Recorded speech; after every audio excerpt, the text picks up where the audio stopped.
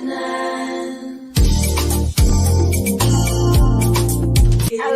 and welcome to Keeping It Real with Shannon Live. Especially them because you don't know how it's going to turn out. My kids empowered me to get out. What's going on with this remote learning and in the midst of COVID? Working for different elected officials, learning and understanding how to put your community first.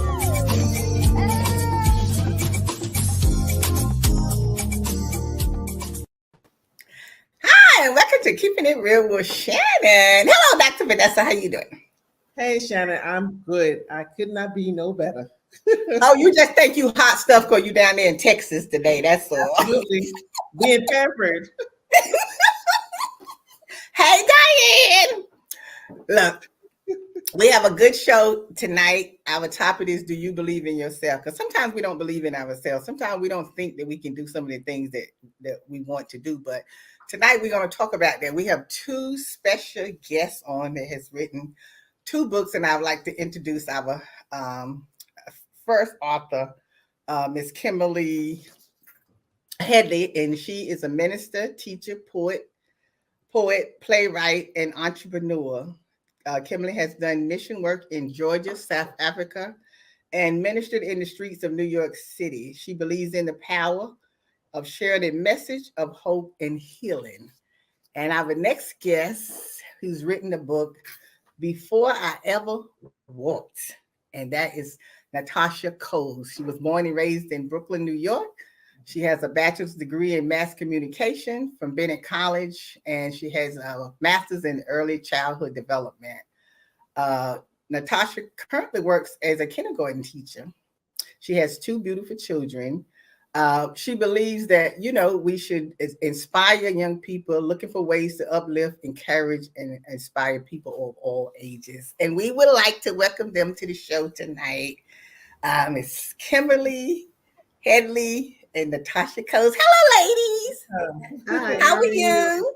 Hi, Dr. Vanessa. Hi, Lottie. Good to see you again. Well, we're so excited to have you on the show tonight. And Vanessa, Vanessa, I'm thinking about her.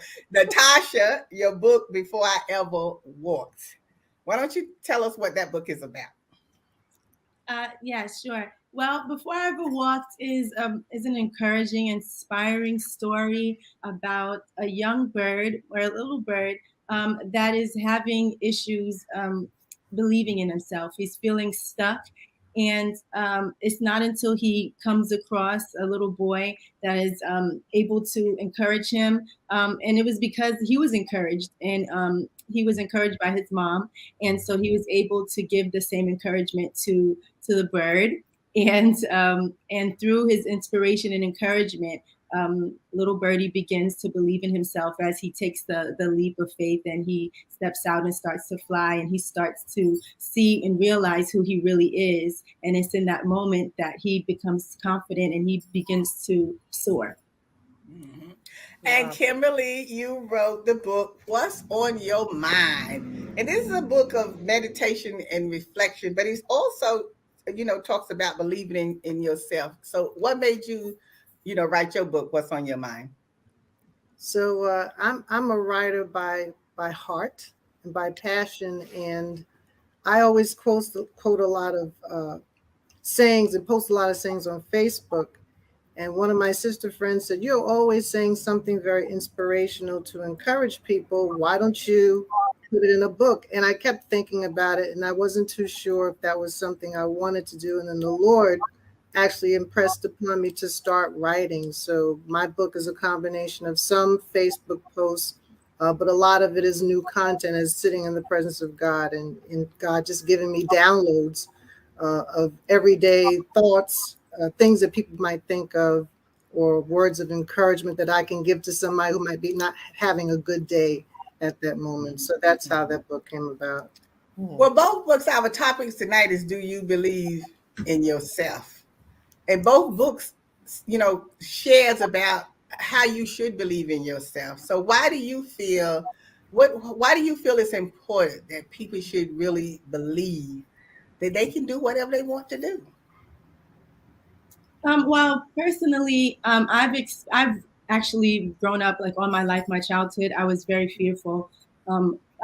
I had extreme, and I didn't even realize how extremely fearful I was. But in high school, let's say in college, like I didn't want to raise my hand. I would have like reports sometimes or presentations, and I would not go. Like I already knew I was getting like A's in that class, so I'm like maybe teacher's gonna drop the lowest grade. But I just felt like I couldn't do it. And I feel like it wasn't until I got older that I started really pushing myself to overcome my fears and say, like I love to dance. I'm very, I love to sing. Those are all things that I love to do. But I spent most of my life afraid to do it because of embarrassment or things like that. And so, at the end of the day, I've come to realize that the most successful people in life are the ones who are hardworking and who believe in themselves. It's those people that have the confidence. And sometimes you see people, I'm like, they're not even, I mean, sometimes we judge and we're like, they're not even that good. But because they have the confidence and they believe they are, they've convinced you, and then it's not so you're like,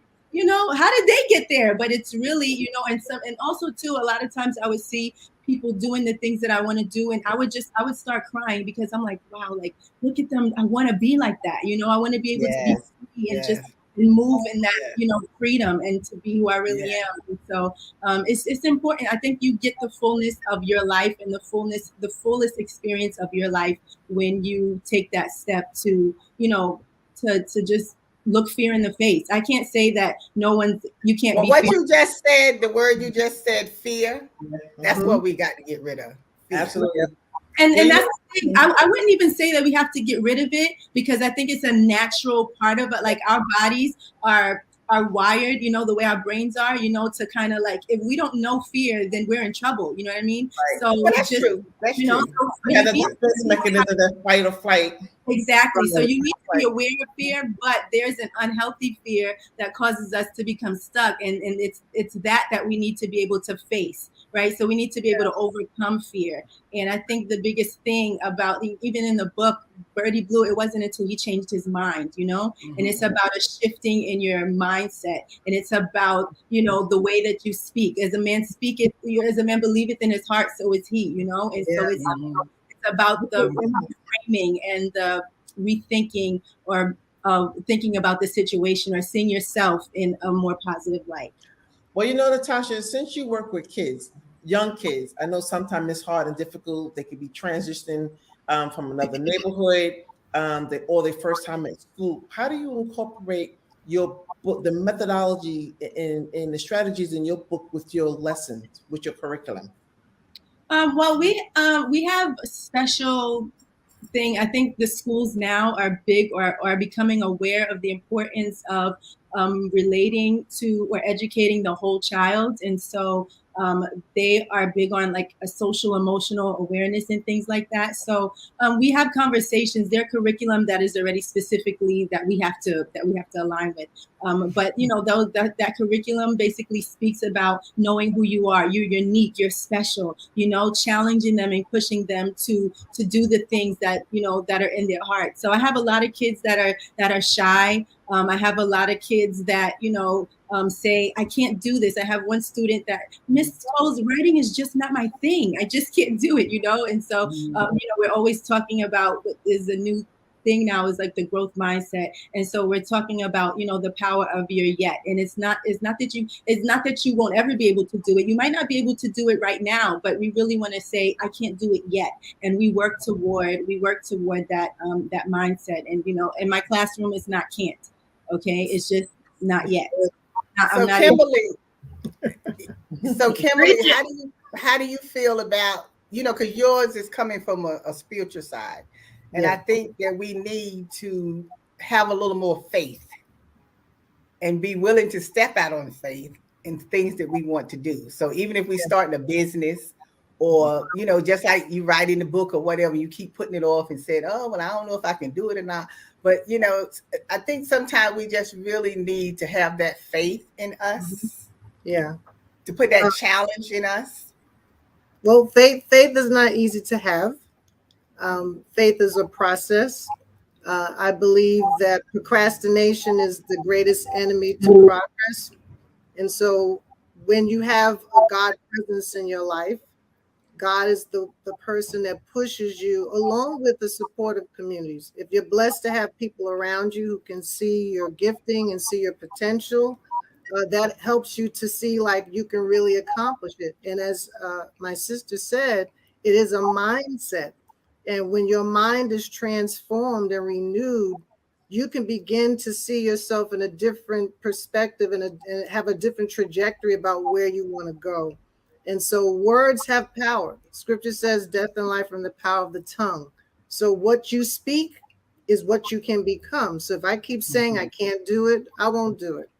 But perhaps if I give myself enough confidence to believe that if I take that one step, as Natasha's book says, that one step can propel you into greater expectations and things beyond your imagination.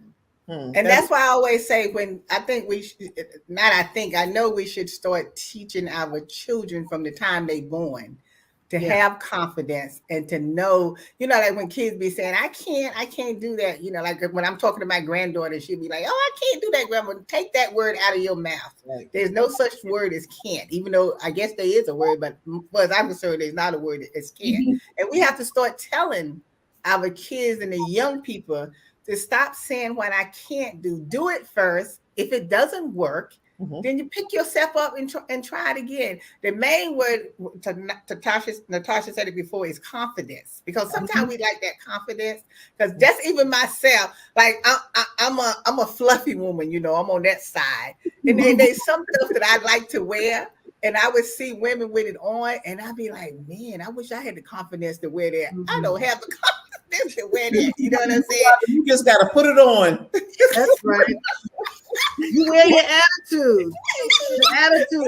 Listen, you can wear something frumpy, but if your attitude is confident, people wouldn't even see the frumpiness. They would see this person stepping into this outfit. She's doing her thing. So, yeah. Go on, put it on, Lottie. Now, wait a minute, Kimberly. We got to make sure we got to check out what you're going to put on first. I was like, but you should ask a good friend before you leave.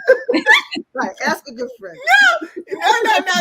Now, what I'm talking about, like those tight stretch pants, the tight stretch pants. And I see large women like me with them on, and they just got like the short top on, and I'd be like, no, I can't.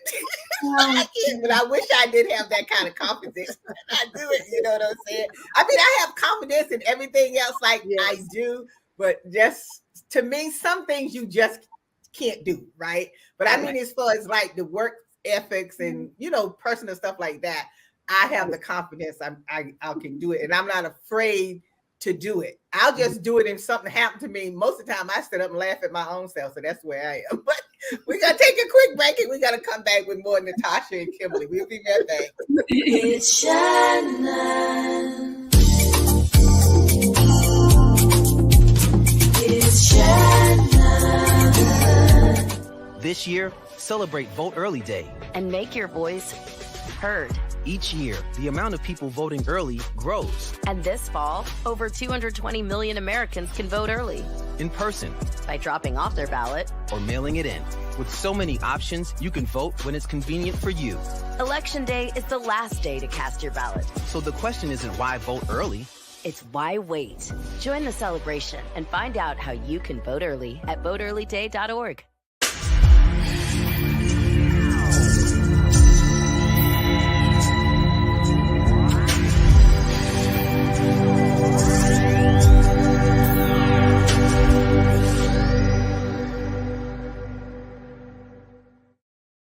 We're back. We're keeping it real with Shannon. Thank you so much for joining us, and thank our guests, Natasha and Kimberly, on. I wanted to ask you another question too. Is like, when you meet people that has a talent, right? But they just afraid to get out there and do their talent. Like I have a friend that knows how to sing, right? And I keep saying, oh, God gave you this voice. Why is it that you just don't get on out there and get to singing? You worried about having money. You worried about having money to pay your bill. You know how much money you could be making singing with your voice, but it's like that. I don't know what's missing there. You don't want to pound the person. You don't understand what I'm saying? But it's like, how do we try to convince somebody to take that talent and use it, because I think when God give you a talent, you should use that talent that he gave you. I'm gonna say that this is my story, and That's her story. I'm still a work in progress. But like I said, and I'm blessed in one of the ways that, like, there are many things that, like, oh, if I wanted to do it, it's almost like I could do it, But the fear, I think, for me personally, it's being overly critical of yourself, and those are things that, like, hinder you.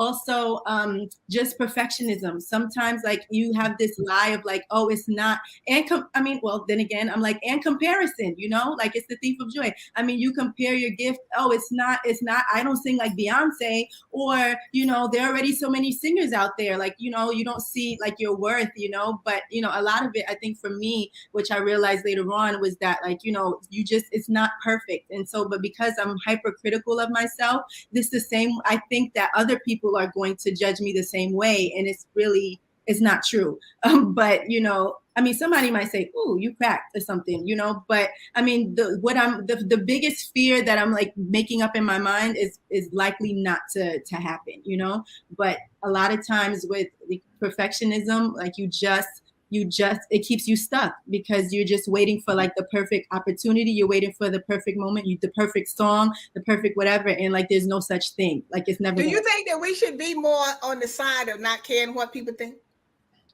Yeah, I think that you should. I think a better way to put it is not take yourself so seriously. I think that, I think you should, care to a certain extent, but at the same time, because you want to govern yourself, in a certain way, whatever was appropriate. But for the most part, I think not taking yourself too seriously, it allows you to be more free, and, like, hey, if I mess up, I messed up, like you were saying, Exactly. Like, that was my point. That was my point, because I have a bad attitude. I'm working on it. My mother, told me I need to work on it, but I have the attitude, like, I don't care what people think. When I say stuff, I do stuff, and people criticize. Well, that's your problem. That's not my problem. That's your problem. Yeah, If you didn't do it, that's on you. Because if you would do it, then you wouldn't have to be talking about me. Yeah, I want to say too that part of, I feel, the failure is more so sometimes people are afraid to succeed or to be successful, right? So it's not so much I don't want to do it. Sometimes it's I don't want to do it because I might actually be good at it. And people may not be able to handle the success that comes with actually achieving it and being well at it. I do feel like when you have a gift, you have a responsibility to steward that gift well. Exactly. And even if it's something that you're working on, the fact is that God gave everyone something to do. There's nobody that's dumb in the earth. There's nobody that's not creative. That's a lie from the pit of hell. Everyone has something. But if you don't have the right people, like my sister Natasha, her husband supported her in her singing. She was afraid to sing all the time. But he was the one. We would say, "Oh, Tasha, you can sing." And she just didn't hear it. It's not that she didn't necessarily always believe it. It was like, what happens if I step out and do it? When I started preaching, the same thing was like, oh my God, what if I mess up? What if I say something and I disappoint God? But when the Holy Spirit is in you, that stuff kind of gets pushed to the back. It doesn't mean you don't prepare. Right. He's not saying you make a fool of yourself, but just, yes. But sometimes we have to differentiate fear from procrastination. Right. Because sometimes people can get them confused. And sometimes we may not think that we're helping someone, but we're making a difference in somebody's life. Right. Even if you make that mistake, it's not a mistake that is intentional, but that message prior to the mistake or what you felt was corrected, somebody had already heard. Somebody Absolutely. So it's just really stepping out in faith, like you say, but you have to have the support, like you said about Natasha. But I want to know about this song that you got going on. I was just getting ready to say that, Vanessa. Vanessa, I was just getting ready to say, hold up. Somebody keeps saying a song. Okay, hold up. We want to hear one verse. Uh-oh. One verse. Would you like to? I also wrote a song to go with the book as well. But well, we want to hear a verse or something. All right. Oh my goodness. Okay. Where should I? We only got a minute. Okay. It's gonna be. I'm like trying to think about where I want to start at. Do we need to clap for you? Make Yes. me a vessel. Drum Make me roll. a vessel. Okay. Make me a vessel. I'll be your temple, declaring signs and wonders. Let it be done, all for your glory. You go before me, declaring signs and wonders. Let it be done. I'm like, I got a little cold. Now listen. Now wait a minute. How long have you been hiding that for somebody to pull it out to share it? Well, I just released that song on my birthday because I said, I've been writing songs for a long time and I never do anything with it. So for my 40th birthday, I said, you know what? I'm gonna share what God has given me. So that was my moment of overcoming. And Well, girl, all you got to do is put it on that what they put it on now. They don't put it on vinyl anymore. What they do is whatever they putting it on now. That's what you need to put it on.